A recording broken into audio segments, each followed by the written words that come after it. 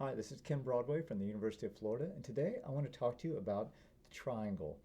It's an instrument that doesn't always get a lot of attention, but it is an instrument that is often misplayed. So I want to give you a couple of tips to getting great sounds on a triangle. First of all, this is a Sabian hand-hammered triangle. You can certainly spend upwards $200 for a triangle, but you are going to need to get a decent instrument. You want to have an instrument that has a very easy response, a long slow decay, and a wide shimmer of overtones. So make sure that is happening with your instrument.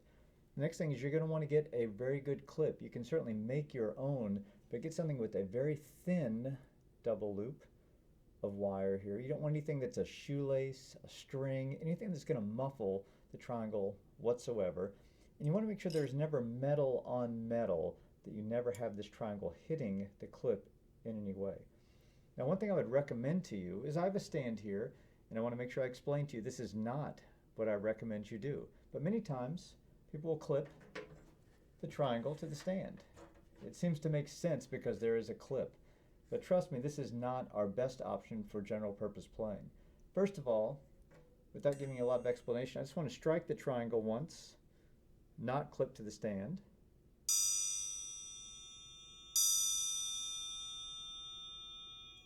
And now I'm going to strike it, clip to the stand. I want you to see again in this mic if you can hear the difference.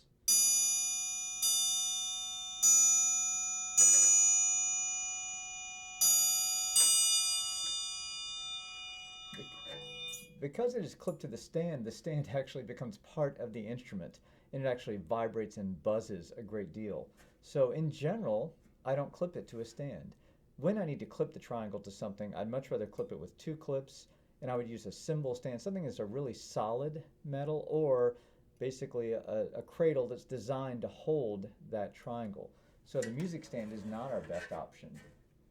In general, I like to place the triangle on a stand, flat on the ground, or sorry, flat on the surface. That way if I need to pick it up quickly, I can do so quietly and quickly without having to clip it to anything.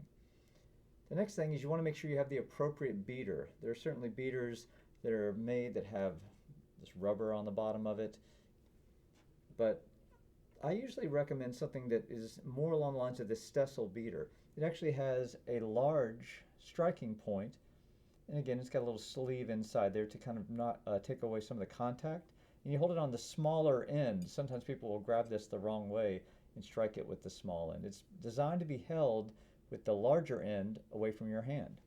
This gives you a lot more of a large surface area, but a light beater.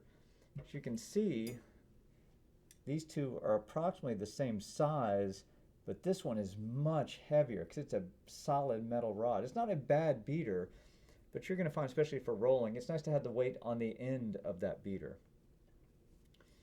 Usually if we think about the letter C, we want to hold the triangle in some way with the clip where our hand can get to the triangle. We might have all of our fingers below the clip. We might have a finger on top like this. But you want to make sure you're not touching the triangle until you need to. And there will be times you need to mute or muffle the triangle. So every triangle I've ever played has distinctly different sounds when I strike it either on the outside leg, if I strike it straight down on the bottom leg, or if I strike it at an angle on the bottom leg. My personal preference is this last one. I like to strike it at an angle on the bottom leg. There are a couple of reasons for that. Number one, I like the shimmer, the overtone. I don't want the clarity of this interfering with the intonation of the group. Also, you want to hold the triangle up high so it can be seen by the audience and be heard to project over the group in front of you. So if you have, say, trumpets or someone in front of you. So another reason to strike it on the bottom leg is it doesn't make sense to have my elbow up in the air. This is a common way I will play.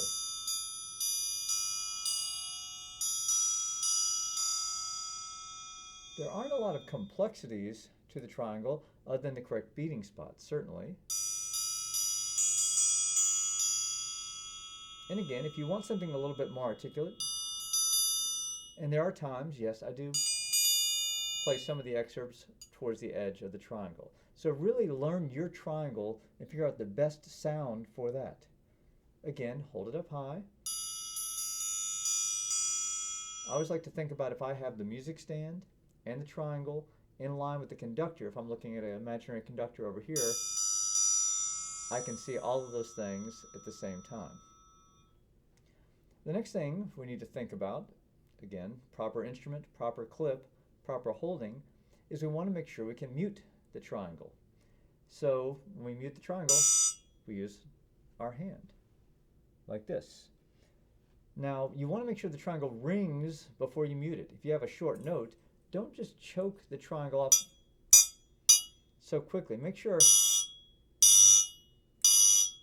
you can let it ring, give it its characteristic sound, and then mute it. It's the same principle we would use on cymbals or tam-tams, gongs. We want to make sure we hear the sound before we mute it.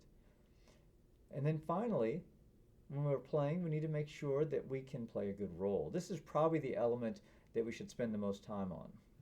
So here, I'm going to muffle the triangle so you can see and hear this, but if I'm playing a roll, I don't want to go in a circle like this.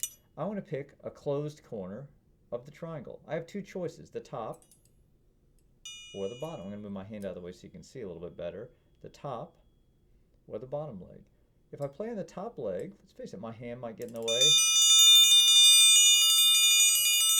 And also, the other thing is if I'm playing here on the bottom leg and I have to go up here, there's a lot of motion. So I think it's much better when you play on the bottom leg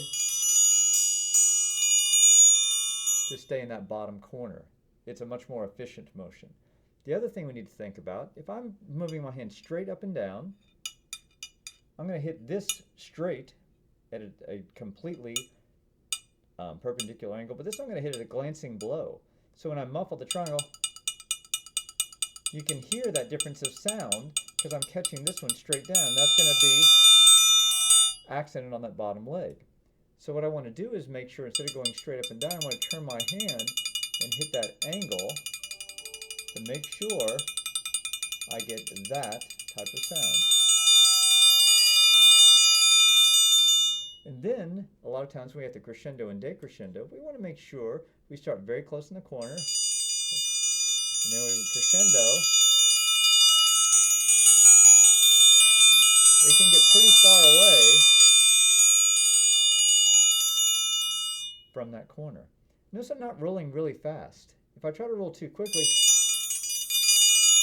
I can actually start to muffle the triangle. So I want to make sure I roll fast enough to get a roll, but not so fast that I muffle the triangle.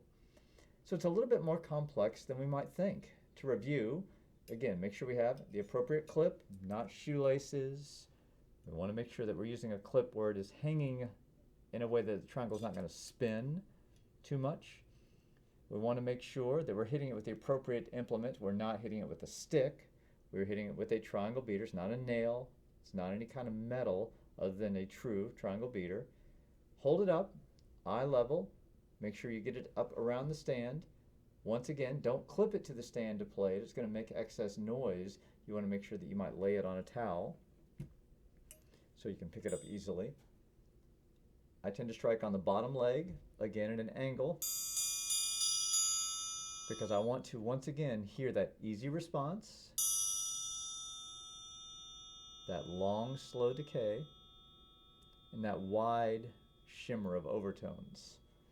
And finally, when I roll, I want to make sure I roll in the corner of the triangle at the bottom, making sure I hit both of those legs at the same angle, so my hand's turned at an angle to make sure I'm not catching it unevenly, and rolling fast enough to get a good sound, but not so fast that I start to muffle the triangle. So make sure that you practice this before you play it in an ensemble. A common problem with many of these handheld instruments is that we don't really practice them. We get in an ensemble situation and we don't play them well. We want to make sure we're prepared for this just as much as we're prepared for marimba, timpani, any keyboard, snare drum parts, because this is just as important as any other percussion instruments. So take it seriously, play it well, and of course make a musical sound. I often tell my students, I can play it like this, board. But it's just as important to take this as seriously as every note we play. Every note we play as a triangle performer is almost always as a soloist, if you will, because we're the only one playing this instrument. So take it seriously, put some thought into your playing, and make sure that you play with the appropriate equipment, appropriate beater. Hope this has been helpful to you. If you have any questions, please contact me, kbroadway@arts.ufl.edu. Thank you for watching.